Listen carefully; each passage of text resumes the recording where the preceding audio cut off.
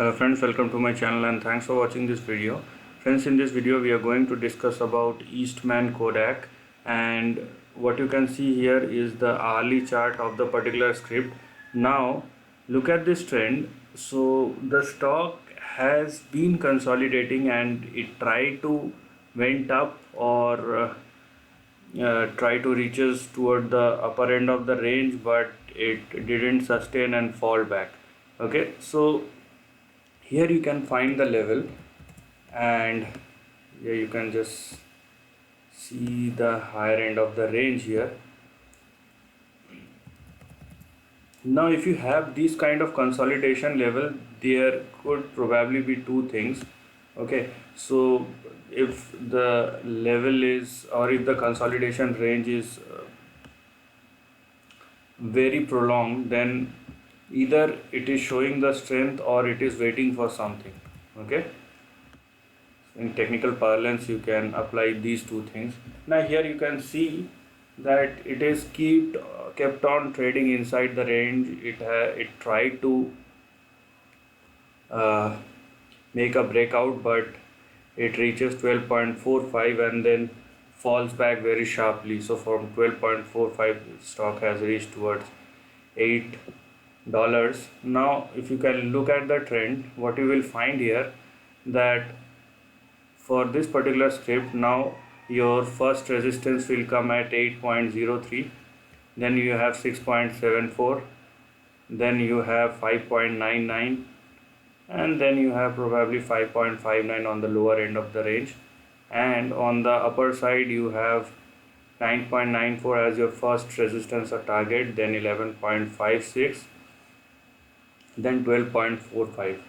Although if you measure this range, then you can find it is probably uh, trading at the higher end of the range, if not middle. Okay, or otherwise you can consider it as a middle of the range. But inside this range you have $8 on the downside and 9.94 on the upside, and the stock is trading in between the range, unless you consider this one as your resistance, where it currently lies. This one is at 9.57. So now you can see, if I use 9.57 also, you can find, because here the stock acts as a, this particular zone acts as a resistance, and stock falls back and then again try to went up. Now that's what the biggest problem when you are looking at a very short term time frame, because there are lots of moving pieces, and when you have volatility in your side or inside the market, then it will be a very big challenge to understand things, because there are lots of small moves which the stock is doing in a certain amount of time, and you need to figure it out how and what should be the precautions or for that. Now here you can see the stock is probably trading at the resistance level at 9.57, and if it enables to sustain above 9.57, then you have your support level at 8, then 6, 5 and 5.59.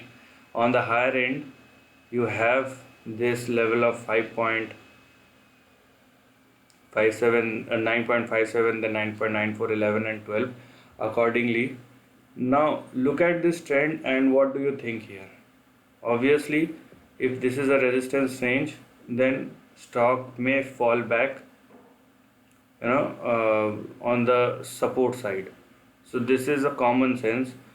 So the thing which I am trying to say here is, first, do not move beyond this range. Okay, just consider 5.59 as your support and 12.45 as your big target or resistance.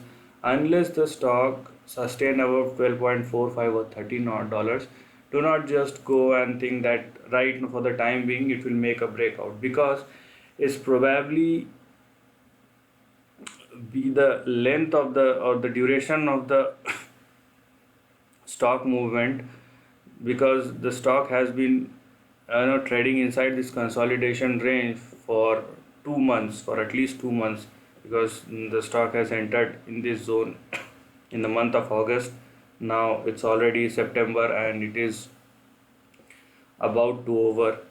So it's been a 2 months of consolidation. So in this kind of consolidation, if it is unable to make a breakout, just hold your horses and just be inside this range. If you find that the stock is at the resistance level, then you look for the support level to buy or resistance level to sell.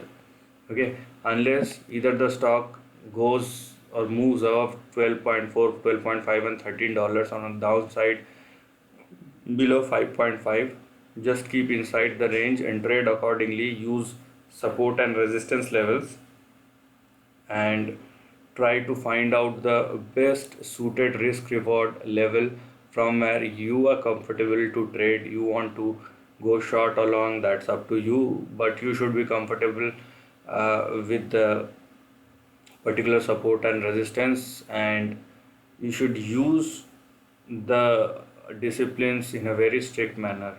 Use the support, use the resistance, use stop losses. All these things are basic, but these things need to be recalled time after time because we are very much careless about the money. Okay, so that's human behavior. Very few people can understand and do those things. So understand the trend and take your decisions accordingly. This is the end of the video. If you like this content, do share your thoughts in the comment section and subscribe my channel. Lastly, take care of your family and friends.